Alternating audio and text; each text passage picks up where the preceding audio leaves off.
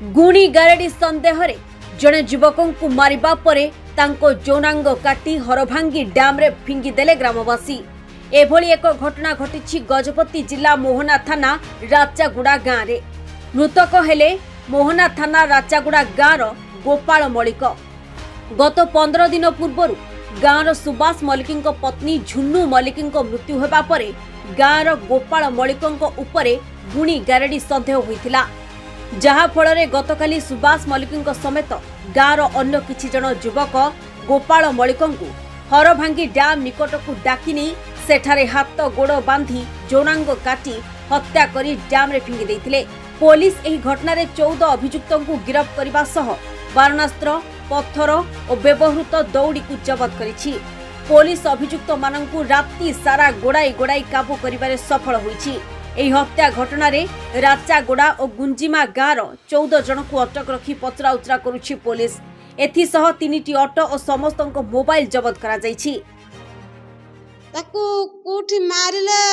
जानि पारिबनी। तापर कोन हैला सेठो से पिलाडा आइला तार भाषला 7टा हेछि सेते बेले बोले बाबू गुरु को रखी के आइलो रे केते एते रात रे आउछ बोले कि सनाने गुरु रखिबू आउ बुरदा पाखो को पहुंची थिलु बण रे बांधी देले हमको जबरदस्ती रे गाड़ रे बसेले तापर आनिले मते बाडेले जुईकी बाडेले कहले हो देखि जीबी कुड़ रखी चती रे कुठ घर रखी सेते बेले मु देखिला बेला सब बई चती से घर भितर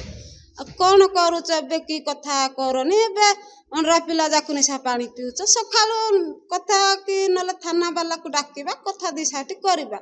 कहबारु तू कोनटा जानिचु जे हमकु अंडरा पिरी कथा कहि आछु कहले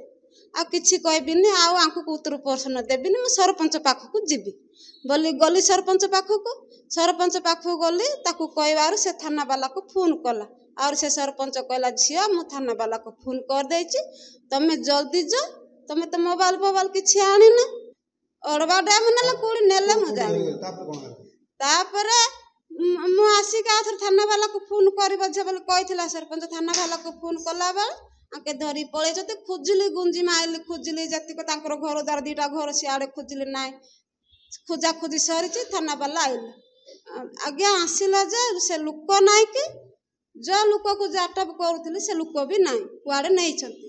आउ थरे गुटे पिला रोटर लंबर देली से जाइथिला रुंजांगी ताकू धर के जिबा पाई बोले कि मेली छथि थाना रे केस देइछ देइछ आगे हां केते हम तुम डाउट करछ के मार छथि बोली मारी छथि 15-16 जण एमित दी साई लुक त आउ का एबे हम केस करी के हम टिके ताकू फांसी ऑर्डर कर दिवा हम समस्त की सिंती आगे नारी नारी करछिते सब दिन हां आबे आउरी आउ किए नांती एबे खाली आमे आमु आउर तरे तांके आउरी धमके देबे आउर एता करी तमे थाना को जाई के रिपोर्ट बडे छु बोली आउर धमके देबे आंक कि आमु पुती देबे कि किसो के लेखन प्रकृत रे सीधा सड़क भाव रे हत्याकांड घटै छंती 6 जण एवं 8 जण